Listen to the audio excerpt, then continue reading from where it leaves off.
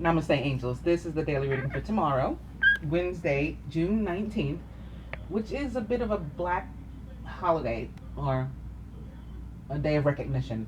It is what we call Juneteenth, and that is the day when Texas finally learned and recognized that slavery had ended. It had already ended, and the rest of the country, and officially by federal mandate, it had ended, and Texas was still practicing it, for lack of a better word. So we recognize this day as them finally having got the message and caught up with the rest of the country. And not much has changed. Texas is still very behind the times, very racist, um, and often wants to secede from the rest of the country. And then we should let them, actually. And that's no offense to anybody that's from Texas. It's just the truth. People that want to be separate that badly, let them. I feel the same way about Staten Island here in New York. It's a borough in New York City that wants to secede all the time. Let them. Who cares? Anyway, let's go to what went on in this day in history. Begin with the year 1829, when Sir Robert Peel introduces the Metropolitan Police Act of 1829. 1829, of course, 9/11 or 11, by the way.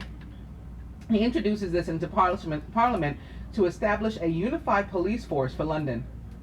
1862, slavery is outlawed in U.S. territories. Yeah, they simplified it because that's not what happened. The way I just told you about Texas, that's what happened. 1944, World War II, the first day of the two-day battle of the Philippine Sea. U.S. naval forces defeat the Japanese fleet. 1991 or 11, Colombian drug lord Pablo Escobar surrenders to police. They say he's got millions buried on his property. And every now and then somebody finds some. Did you know? First officially recognized baseball game played by Cartwright Rules, New York Nines 23 defeat the Knickerbockers 1 at Hoboken, New Jersey. So I guess the New York Nines was a team rather, not a group, and they scored 23 points, and the Knickerbockers, New York Knicks, scored 1 point. They just wrote it very oddly. Anyway, this happened on June 19th in the year 1846. Famous birthdays: James the First and Sixth, Blaise Pascal, Douglas Haig, Wallace Simpson, Mo Howard, and Lou Gehrig. Would you believe the British royal family, which has had strong German ties since George I, renounces its German names and titles and adopts the name of Windsor on June 19th in the year 1917, which equals 9/9.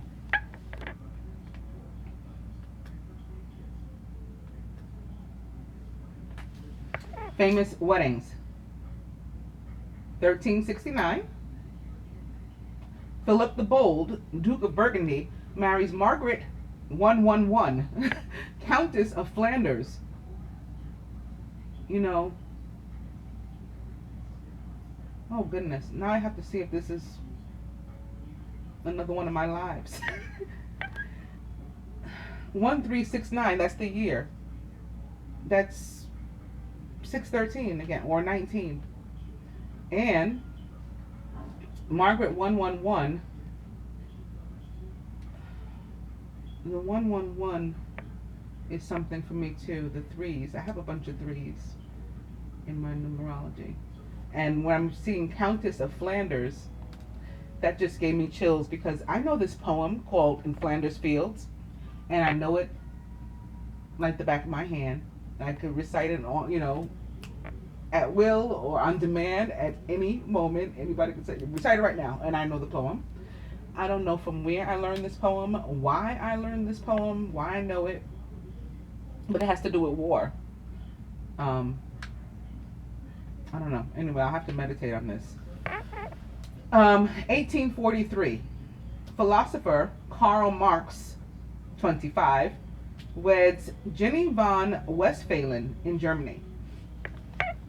In 1850, Swedish-Norwegian Crown Prince Charles weds Dutch Princess Wilhelmina. Famous divorces: 2009, Malcolm in the Middle actress Jane Kaczmarek, 53, divorces actor Bradley Whitford, 49, after 17 years of marriage. And 2010, backup dancer Dean Sherman, 29, divorces Grammy Award-winning singer Leanne Rimes, 27, after nearly 8 years of marriage.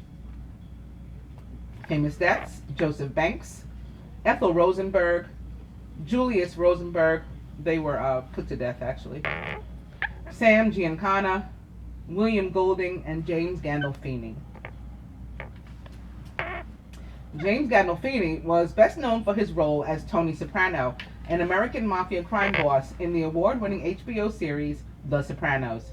He garnered praise for his portrayal of Soprano, winning 3 Emmy Awards, 3 Screen Actors Guild Awards, and 1 Golden Globe Award for Best Actor in the Drama Series. He was born on September 18th in 1961 in Westwood, New Jersey, USA, and was an ox on the Chinese zodiac and a Virgo. He died on June 19th in 2013 at the age of 51 of a heart attack. It was very sad. Of course, it doesn't say it was very sad here. I used to go to Westwood, me and my kids and my friends and their kids, and we'd rent a house, like in the summertime, for a week or two.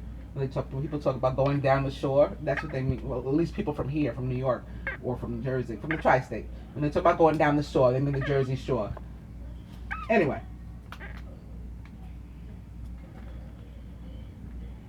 William Golding was a Nobel laureate and a novelist. English. He's best known for his novel Lord of the Flies and for winning the Nobel Prize for Literature in 1983. He was born on September 19th, that's my ex's birthday, and my niece's birthday, 9/19, in the year 1911. He likes those 19s and those 11s. So, of course, 1911 is 1119 transposed. He has both Roy's birthday and G's birthday in his numerology, which is weird for me. Anyway, his birthplace was New Quay, England, and he was a Virgo, of course. He died on June 19th in 1993 at the age of 81 of heart failure.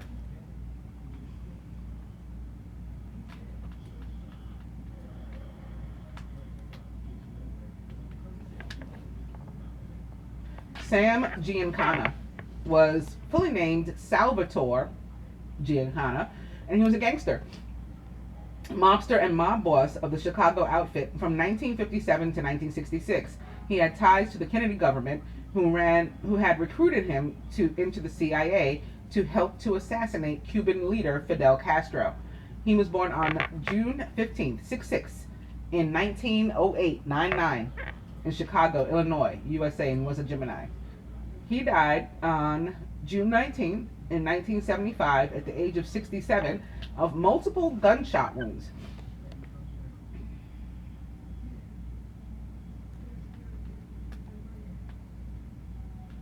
Julius Rosenberg was an alleged Soviet spy, American. He was executed with his wife for treason and conspiracy to commit espionage relating to passing information about the atomic bomb to the Soviet Union. He was born on May 12th in 1918 in New York City, New York, USA, and was a Taurus. He died on June 19th in 1953 at the age of 35. He was executed.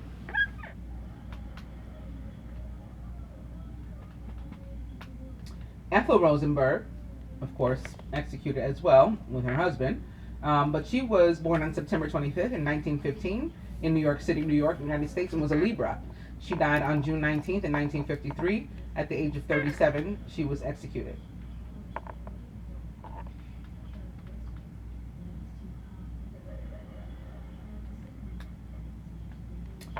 And lastly, Joseph Banks was a botanist and an explorer. A renowned naturalist and botanist, Banks made his name for himself in 1766 in an expedition to the territories of Newfoundland and Labrador, where he wrote the first descriptions of those areas' plants and animal life in Linnean taxonomy form. He's best known for his role in Captain James Cook's first voyage between 1768 and 1771. During this voyage, Banks helped to accrue the first major collection of Australian fauna, as well as visiting other lands, including New Zealand, then part of the Terra Australis Incognita, or Unknown Southern Land. After the voyage, Banks returned to England, where he advised George III on the creation of the Royal Botanic Gardens, Kew. He was born on February 13th in 1743 in London, England, United Kingdom, and was an Aquarius. He died on June 19th in 1820, which is 11, at the age of 77.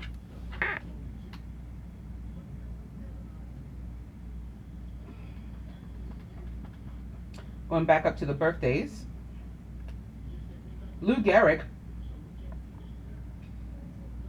was fully named Henry Louise Gehrig, and he was a baseball player. American baseball first baseman who played for 17 seasons in Major League Baseball for the New York Yankees from 1923 to 39. A 7-time All-Star and 6-time World Series champion, he won the Triple Crown in 1934 and was twice named the American League's most valuable player. He was the first Major League Baseball player to have his uniform number retired, and he was elected to the Baseball Hall of Fame in 1939. He was born on June 19th in 1903 in New York City, New York, USA, and was a Gemini. He died on June 2nd in 1941 at the age of 37 of amyotrophic lateral sclerosis, which is also known as ALS, a disease and disorder now also commonly referred to as Lou Gehrig's disease.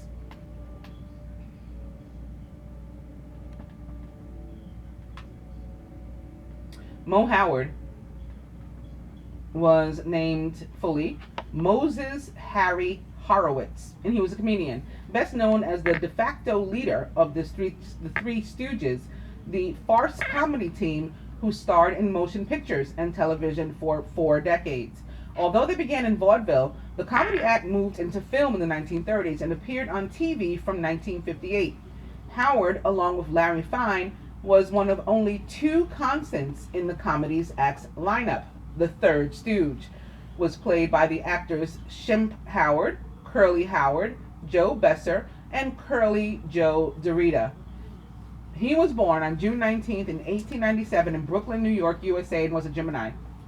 He died on May 4th in 1975 at the age of 77 of lung cancer.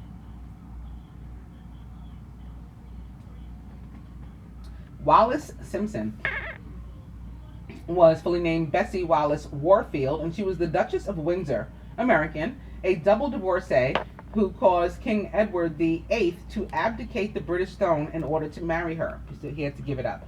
He was born on June 19th in 1896 in Blue Ridge Summit, Pennsylvania, USA, and was a Gemini. She died on April 24th in 1986 at the age of 89.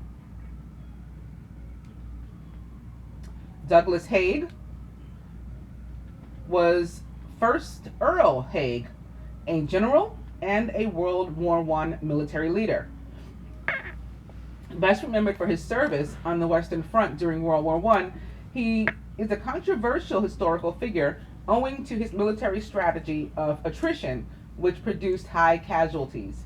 Having studied at the Royal Military Academy at Sandhurst, he served in various military campaigns in India, Sudan, from 1897 through 98, and the Boer War from 1899 or 999 to 1902, which is another 1119 backwards. In 1915, Haig was appointed Commander-in-Chief to the British Expeditionary Force, though the BEF, believing World War I could only be on the Western Front. Haig sought to break the stalemate there by ordering the infamous Somme Offensive. The conclusion of this battle saw the loss of some 400,000 British or Commonwealth troops and the gain of only 10 miles of land. Though technically a British victory, most historians agree that this came at a cost way too high. Thus, Haig has been dubbed retroactively the Butcher of the Somme. He also commanded the Battle of Passchendaele, or the Third Battle of Ypres, Ypres, and the Spring Offensive, Ludendorff Offensive, and the 100 Days Offensive. In 1918, he oversaw successful advances on the Western Front, which eventually led to the Allied victory. After the war, he helped to establish the British Legion and was named an Earl in 1919 or 11. He was born on June 19th in 1861 in Edinburgh, Scotland, United Kingdom, and was a Gemini. He died on January 29th in 1928 at the age of 66 of a heart attack. Blaise Pascal was a mathematician, physicist, and philosopher. He was French.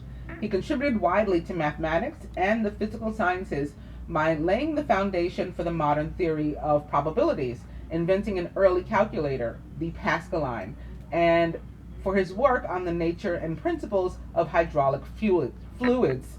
I have like my allergies are bothering me, so I have like my nose and whatnot and stuff. I'm sure you guys can hear it. Anyway, during his experiments on hydrodynamics, Pascal formulated Pascal's law of pressure and invented the syringe and the hydraulic press. In the 1970s, the Pascal unit, or PA, was named in his honor in recognition of his work on understanding atmospheric pressure and how it could be estimated in terms of weight.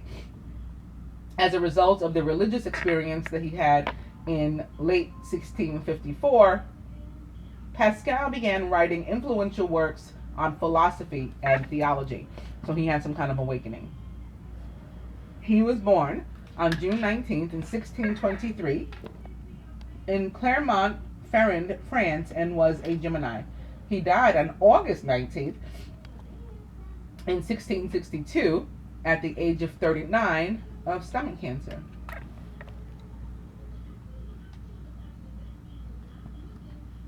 Lastly, James I and VI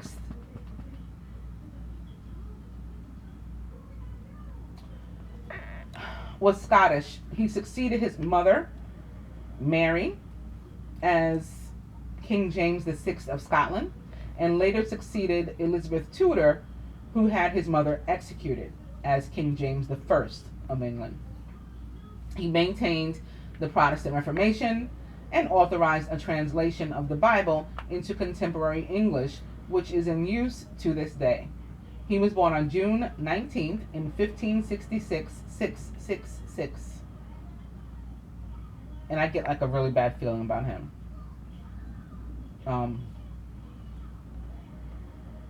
Anyway, I won't go into it. He was born in Edinburgh, Scotland, in Gemini, and he died on March 27 in 1625 at the age of 58 of dysentery. He was the last for the day. I gotta remember to look up that Lady Margaret. You know, Margaret is just basically like another Mary.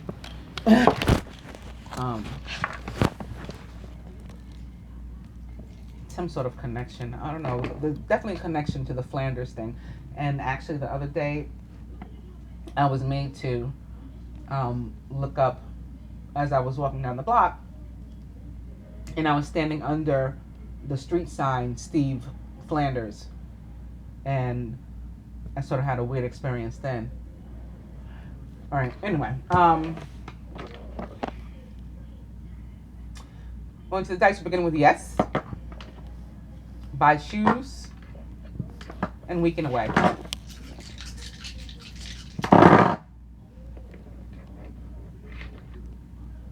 Spirit says it's 50-50. Party.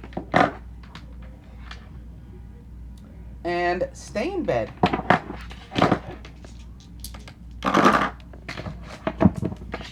Going to the cards, beginning with the King of Summer, and now being made to see that, oh, I was being made to see this. 13 is death. And I was like, maybe the King of Summer is specifically a Scorpio. It's time to release the past and to move on to something new. This ending is the first step on your way to a happier future. But he is joined by Major Arcana card 10, the Wheel, which is also associated to the sign of Scorpio, actually. The planet Jupiter, which rules Sagittarius, but also the fixed signs, Scorpio, Leo, Aquarius, and Taurus. So this king of summer can absolutely be a Scorpio specifically, but perhaps a Pisces or a Cancer or someone likened to those traits or attributes. That's not a water sign at all. Warm-hearted, devoted, loving, and faithful. A trustworthy person or relationship enters your life. You may receive wise and compassionate advice from someone who speaks directly from the heart. Two of autumn. You may be under stress because of multiple jobs or too many responsibilities for one person to manage. It's important to balance your work and your personal life and to bring a spirit of fun to all you do. And the princess of summer. Sensitive, kind, open-hearted, and inexperienced. You can expect to kindle a new romantic relationship or a close platonic friendship. You may suddenly receive an emotional message from someone or be invited to a social event. The princess of summer is perhaps again a Scorpio, maybe a younger one. Pisces or Cancer, or someone likened to those traits or attributes.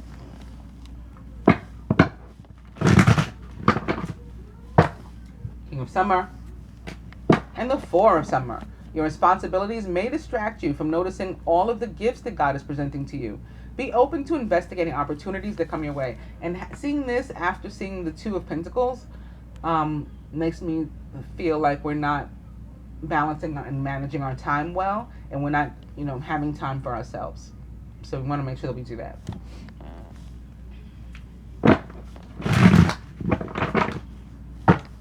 In summer and the Six of Autumn. You remember I talked about the Six of Autumn yesterday, and I talked about Mary? Well, sure enough, Mary had an experience. It didn't involve somebody giving her money, but one of her customers, like I said, would show her compassion and gratitude and love the same way she shows other people. So it doesn't have to be money, but it is the exchanges of unconditional love that show up when the Six of Autumn does, in my opinion, in my experience, and the way I read the card, period. Your success and prosperity have allowed you to pay off debts, to acquire wise loans, and to receive a grant or scholarship in return for heaven's blessings. Be sure to share the wealth with others through donations of time, money, donations of time or money, rather, to reputable charities. But there's also other acts of love, which again I feel are unconditional love, even if they're between strangers, because you don't want anything back. There's no agenda associated to it. It's very genuine. When she donates to me, it's very genuine. She's not looking for me to, well, maybe Queen of Swords will give me something or whatever. Maybe I will, but she's not looking for that. And what we can say for sure is that she's going to receive that blessing back, maybe the same way, but perhaps not, but she's going to receive it back one way or another. So whether it's from me or from somebody else, like in the case of today with her customer who showed her some love.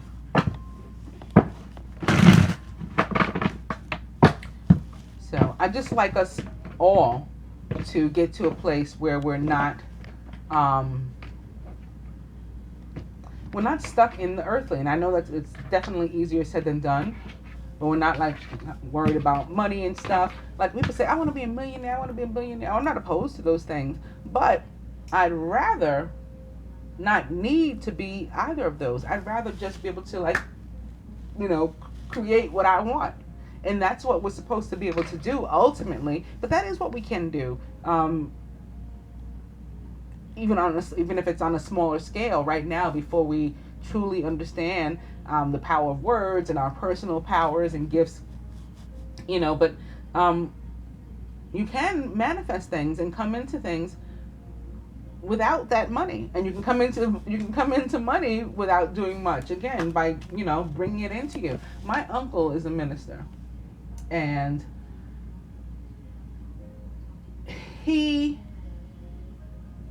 I'm trying to think the last time I remember him having like a church, a home church that he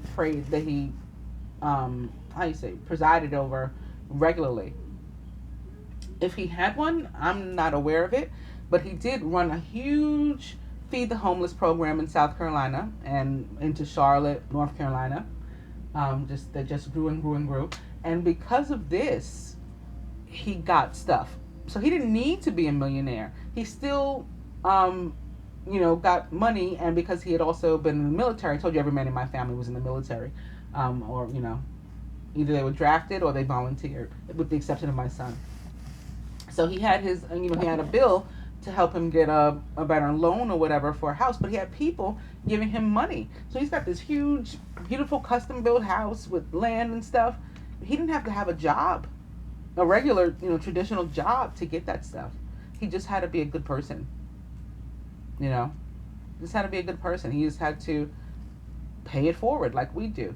But we're supposed to get to a place where we're doing that, maybe not so consciously. It's just us.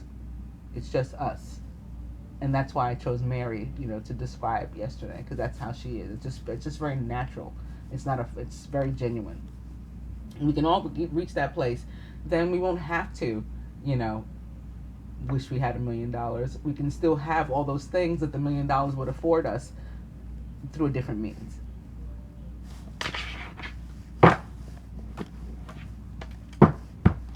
But because we focus on lack and void, it's even more so difficult to reach a place like that. But it's called transcending. That's our aim, to transcend the earthly.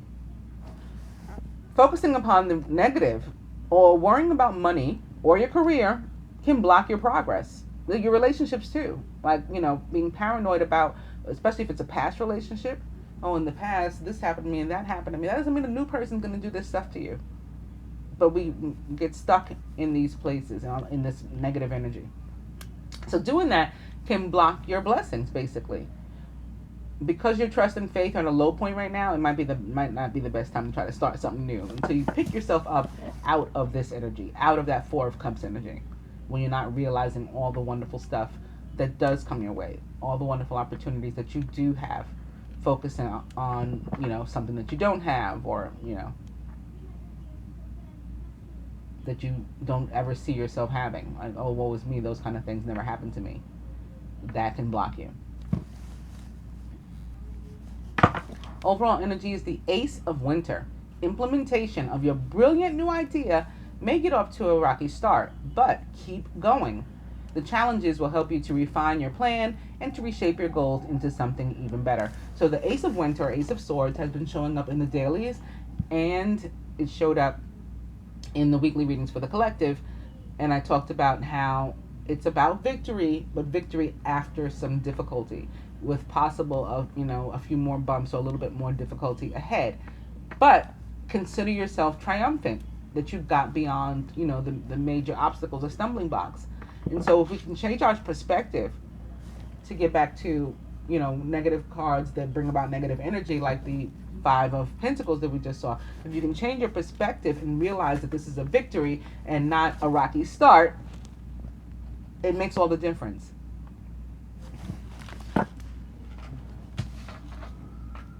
There's 2 here for the masculine. I don't know why. There's 2 here too. Oh goodness, there's 2 for us too. 2 or 3. I don't know how many that is. This is weird. 1 there and 1 here. Okay. 1. I think it was almost 2 again. 2 and 1. All right. Trying the masculine. Major Arcana card 14, balance. So I already used the word balance after seeing the 2 of Autumn, the 2 of Pentacles. That we're not finding time maybe for work and play, for family and ourselves. We just need balance in time management. We need balance in all areas. And by merging varying points of view, because that's what temperance, or this card, balance is actually temperance in the traditional tarot. Major Arcana card 14, which represents the sign of Sagittarius. It's also about coming together in a compromise, fair compromise, and putting our 2 ideas together to make one. So by doing that, by merging varying points of view, you can now generate an extraordinary new idea. Compromise with others to collaborate and to discover a better solution. So whereas you like black and I like white, we can come together and, both be happy with gray.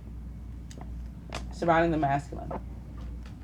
Oh, two more cards that represent the sign of Sagittarius. Something big going on with Jupiter on this day. We did read about some stuff happening with Jupiter this week in the general reading, but I don't recall if it was on this day or what. But we got Sagittarian energy here, and we got two more here. Major Arcana card 19, the Sun, indeed represents the sign of Sagittarius in the tarot, despite the fact that the Sun, Earth's star, the Sun, rules the sign of Leo. Your plans will work out well, bringing you happiness, prosperity, and success. You'll garner the recognition for your accomplishments that you so richly deserve. And the Princess of Spring, who is energetic, optimistic. See, optimistic, not pessimistic. Changing perspective. Also creative. Creative opportunities that you feel passionate about are fluttering your way. Personal growth and broadened horizons will spark fresh and original ideas.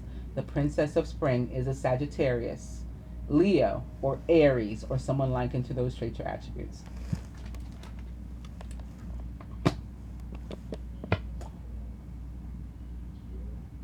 So, opportunity definitely come in the way of the masculine and positivity. And if he is going through something medical, positive outcome with that also.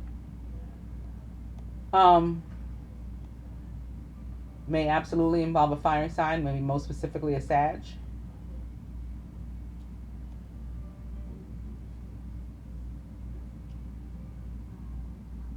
He shouldn't waste time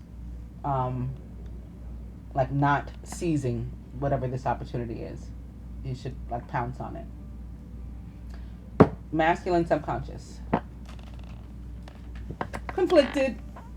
If he's wondering whether or not he should pounce on it, I'm telling you now, the answer is yes. But yeah, he's conflicted.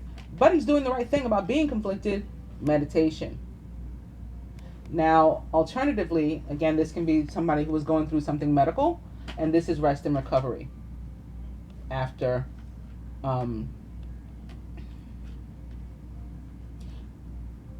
whether it was a surgery or, some sort of healing. Something, it might involve the head, some sort of injury involving the head, rest and recovery now. And temperance is also about replenishment, recovery, being made whole. For others, there could be a decision that you want to make or need to make, you feel you need to make. And again, it might have to do with pouncing on an opportunity. The decision should be yes, as far as I'm concerned. Thoroughly think things through before making a decision. Continuing to overanalyze, isn't going to get you any closer to a resolution, but meditation and prayer will bring you the answers you seek. And here, occasionally, you may experience clashes with others. I don't think this is a clash with others. I think this is his own, he's internally conflicted, not sure what to do. If you decide the matter is worth your energy, then do what you can to minimize the conflict without sacrificing your goals or beliefs. So where there is a conflict, again, this is a 5 of fire, and this is basically a 5 of fire, but a much stronger one. So what we have him doing here with Major Arcana card Temperance is compromising, is coming together with somebody, is avoiding conflict. So that could be what he's pondering too. And the answer is yes. Again, avoid the conflict, figure out a compromise with this other person. Meet halfway. You take some of the responsibility, I take some of the responsibility, and that's the end of it. Crowning the feminine. Oh, goodness.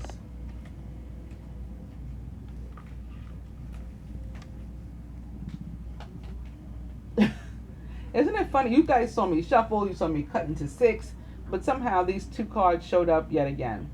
So this 4 and 5 of autumn have to do, again, with feeling some sort of void, some sort of lack, or dissatisfaction with your relationships, with your job, with something. And, you're just doing it because you've been doing it, it works or whatever, but you really would rather not. You really want out. May have something to do with a soulmate. Could be a soulmate relationship. May have something to do with children, with the 6 of summer. May have something to do with your past. It's an issue from your past that is creeping back up for you to deal with. Like maybe you always wanted to be, I don't know, a veterinarian. I don't know where that came from. Maybe looking at the animals here. But instead, you're a retail clerk. And so you're just not happy. You're just not happy. And this past idea, past desire is coming back up. That can be a possibility too. The sixth of summer. The loving care of children could become an important part of your life, or people from your childhood may return to it. Old memories can be healed, or possibly old childhood dreams are ready to be revived. The five of autumn. Focusing upon the negative or worrying about money or your career can block your progress. Because your trust and faith are at a low point right now, it's not the best time to start a new business or to become self-employed. Again, until you get out of this funk.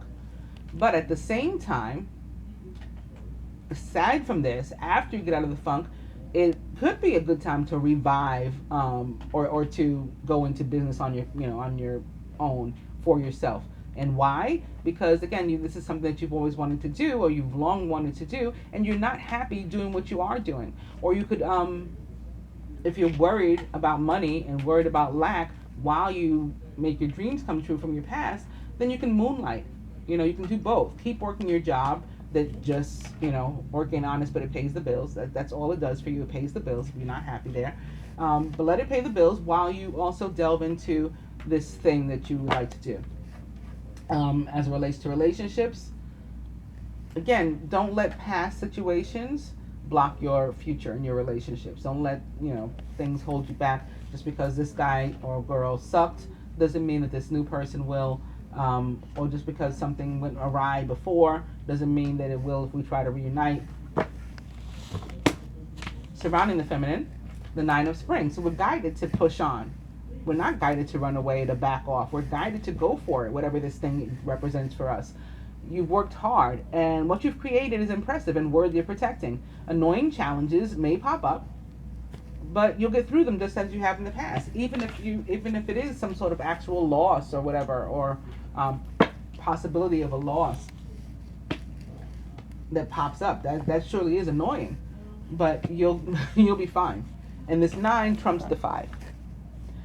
Feminine subconscious, the 7 of winter. So this is you in your head, similar to the masculine being in his head, right? This is a subconscious position for him, and he's got this 4 of winter with the 5 of spring, and then here we have the 7 of winter. So we are, at risk of robbing ourselves of an opportunity because, we lack confidence or in ourselves or in the situation. Again, we feel that it's going to be one of lack. We're worried because in the past one was of the lack, and so this is probably just the same type of thing.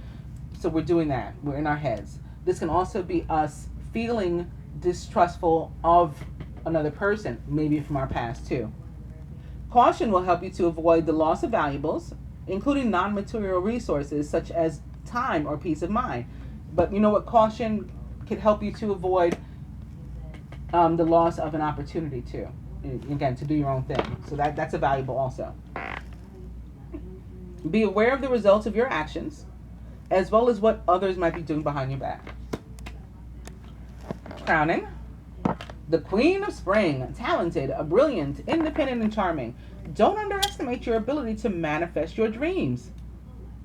I'm so glad that this came up with that message, because that's what I've been talking about this whole time, right? You may have several priorities vying for your attention at once, but you can do it. You can handle all the stuff. You can do all the things.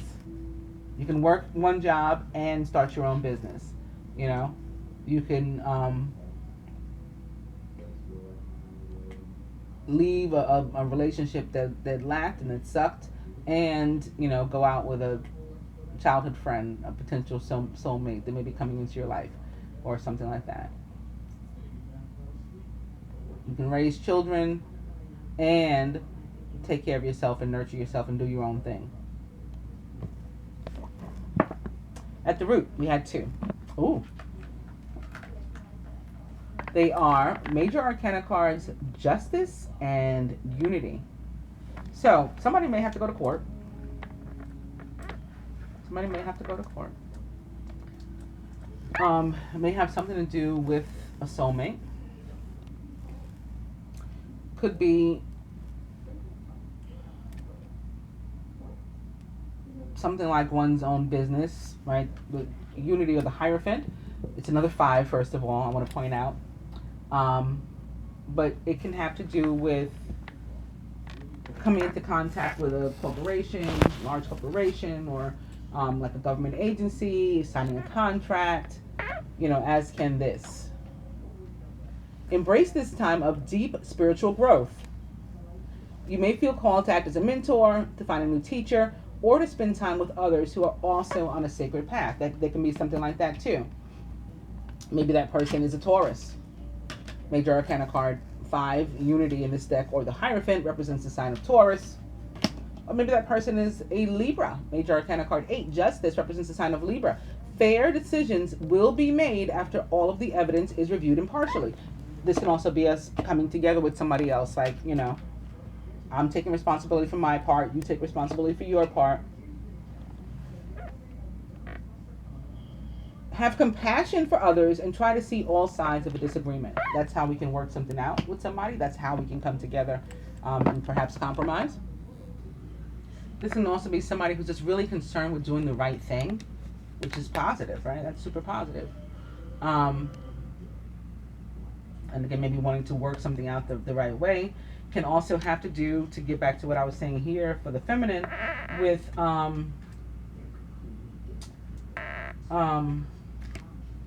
like being physically well. I'm not sick, I'm not unwell or whatever, but I'm just not happy, or I'm just not satisfied. Like I just feel like I need some other thing. I can't just let stuff stay as it is. I need growth. I need to progress. I need to move on from something. Which again is a very positive thing. It's a very good thing. At the heart of the matter, the 3 of Winter. Sadness is part of life, but you don't have to endure it alone. You may need a little time to heal, but once you work your way through the emotions, you'll be stronger than before. That sort of came out of left field for me. For the masculine, there can also be something positive going on with a relationship following a divorce. Again, maybe involving a Sagittarius. There's probably finally like movement there. Maybe there was something stuck because of this past relationship. For the feminine, whatever this 3 of Winter represents, 3 of Swords, if it's loss, if it's hurt, if it's whatever, I feel that it's old, it's from the past, and she needs to not dwell on it.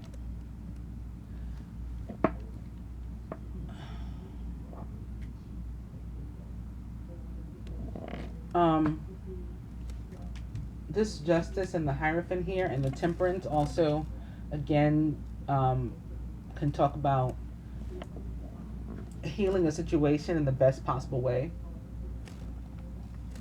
between 2 people or whatever, coming to like the most amicable resolution possible, because there's like a genuine desire to, and it may be have to do with some past hurt or loss too, and so now we have to fix that. I'm going to clarify the 3 of Winter anyway, so this would be the next upright card because they're upright like this. So 3 of Winter, Princess of Winter. Okay, maybe it involves this hurt or pain, and I've been feeling that, honestly. I didn't say it, but I had already been feeling that it might have to do with an air sign specifically. The Princess of Winter is logical, truthful, curious, and undiplomatic. This is an intellectual challenge that calls upon your ability to think of a matching solution.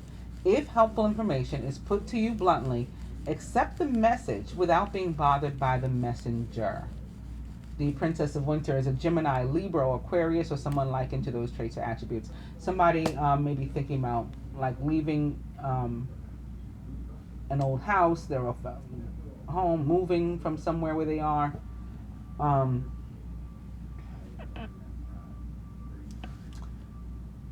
With the 6 of Cups and the 3 of Swords, that can be what that's about. And or like some sort of old bill or old situation might creep up, and that might be brought up by the energy of the Capricorn moon that we're in tomorrow. But again, it's something that you can conquer. It's something that you can move beyond, triumph over, with the Nine of Spring here telling you to keep going, persevere, with the Queen of Wands here telling you you're strong enough to handle it, and with the Ace of Winter as our overall energy saying that, ultimately, um, justice, truth, victory occurs.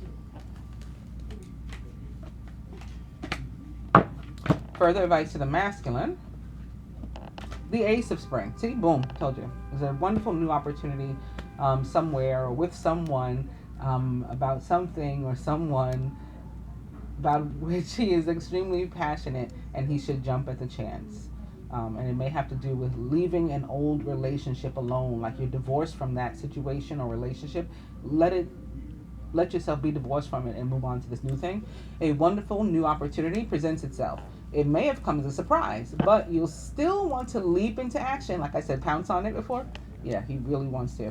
And to passionately pursue every possibility. So very nice masculine, very good day for you. And feminine for us, again, something old is coming full circle, something is ending, something is a cycle is closing. And that's a good thing too. Congratulations on successfully accomplishing what you've set out to do. You've made it through the challenges and incorporated the lessons that life offered you with grace and courage, and that is why you are triumphant now.